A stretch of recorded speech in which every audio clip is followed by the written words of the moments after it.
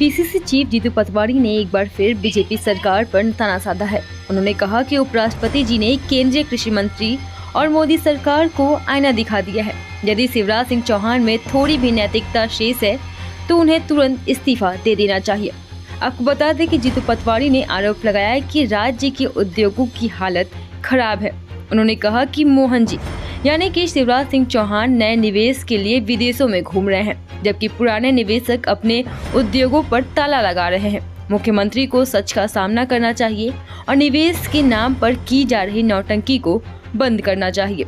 आपको बता दें कि जीतू पटवारी कांग्रेस की विचारधारा का समर्थन करते हुए कहा कि कांग्रेस हमेशा दुनिया भर में अल्पसंख्यकों के अधिकारों की आवाज उठाती है। आपको बता दें कि उन्होंने केंद्र सरकार पर निशाना साधते हुए कहा कि मणिपुर में स्थिति से बेखबर रहने वाले प्रधानमंत्री बांग्लादेश के हिंदुओं की सुरक्षा भी नहीं कर पाए। बता दें कि उन्होंने कहा कि केंद्र सरकार को हर मोर्चे पर सक्रिय होकर अल्पसंख्यकों की सुरक्षा सुनिश्चित करनी चाहिए।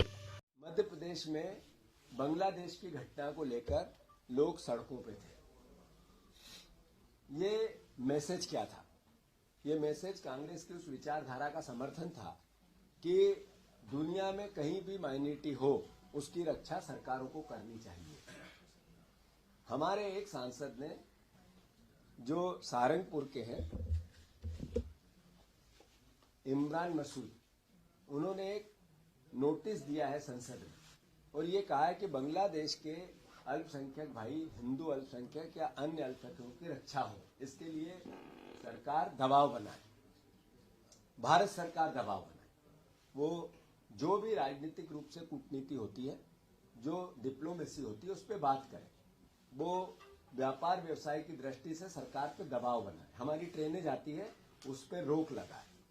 जो हमारे हिंदू धर्म के मंदिर और अलग अलग परिवार के लोग अपने आप को वहां असुरक्षित समझते हैं, इसके पीछे अगर किसी का फेलियर है तो भारत सरकार का है, नरेंद्र मोदी जी का, विदेश मंत्रालय का है।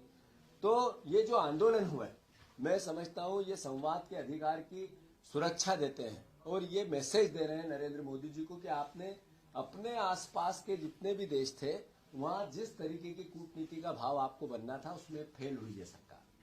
हम समर्थन करते हैं, हम मांग करते हैं कि जो हमारी माइनॉरिटीज है आसपास के देशों में, वो बांग्लादेश हो या पाकिस्तान हो या अन्य देश हो, वहां कनाडा में भी इसी तरह के हमले हुए, अमेरिका में भी कई जगह इस तरह की थोड़े दिन पहले घटनाएं हुई।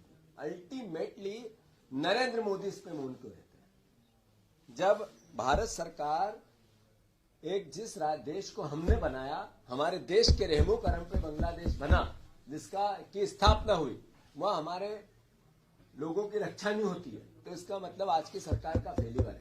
हम मांग करते हैं मोदी जी से, विदेश मंत्रालय से कि जल्दी से डिप्लोमेसी का उपयोग करना वो करो, दूतावास उनके अल्टीमेटम देना वो दो, यूएन में जाके बात करना, जो राजनीतिक रूप से एक विदेश नीति के अंतर्गत नॉर्म्स बनते हैं उस पर इस सरकार ने निर्णय लेना चाहिए। मैं मानता हूं कि पूरे परिवार के भारतवर्ष के लोग जो ये भावना रखते हैं कि सबसे पहले उस गरीब का ध्यान रखना जिसका कोई नहीं रखता, जो कांग्रेस पार्टी की नीति है कि माइनॉरिटी जितनी भी है उनकी सुरक्षा सरकार का दायित्व, उसका उल्लंघन हो रहा है बांग्लादेश में। हमारी वहां भी यही नीति है, भारतवर्ष में भी यही। मैं इस वक्त ये भी मांग करता हूं कि जो प्रधानमंत्री मणिपुर की घटनाओं पर ध्यान नहीं दे पाया, वो हमारे बांग्लादेश के उस अल्पसंख्यक हिंदुओं के पे ध्यान कैसे देंगे? आपका झूठ, आपका पाखंड सर चढ़ के बोल रहा है। फिर दूसरी ओर मोहन यादव जी विदेश गए, लंदन गए और शहरों में गए, यहां भी इन्वेस्टर मीट की, क्यों? नया इन्वेस्ट आए, प्रदेश का विकास हो। यहां जो पहले से अपना इन्वेस्ट कर चुके हैं राइस मिल, उन्होंने आज ही आपके राइस मिल के 2 साल के पैसे पीडीएफ के चावल जाते हुए आपने नहीं दिए। वेयर हाउसिंग, जहां पर यह अनाज रखा जाता है गेहूं का, उनके पैसे 2 साल से नहीं दिए। इसको लेकर लोगों ने आपके संबंधित कर्मचारी को, अधिकारी को ज्ञापन दिया, उनसे शिकायत की, उसका मैंने ट्वीट किया। यानी जो लोग इन्वेस्ट कर दिए उनका ध्यान नहीं है, वो अपने मिलों पे ताले लगा रहे हैं, उसका ध्यान सरकार को नहीं है। दूसरी ओर इन्वेस्टर लेने जा रहे हैं, यानी ये देश को, प्रदेश को कर्ज में डालकर एक तरह से राजनीतिक अय्याशी की जा रही है, इसके पैसे का दुरुपयोग किया जा रहा है।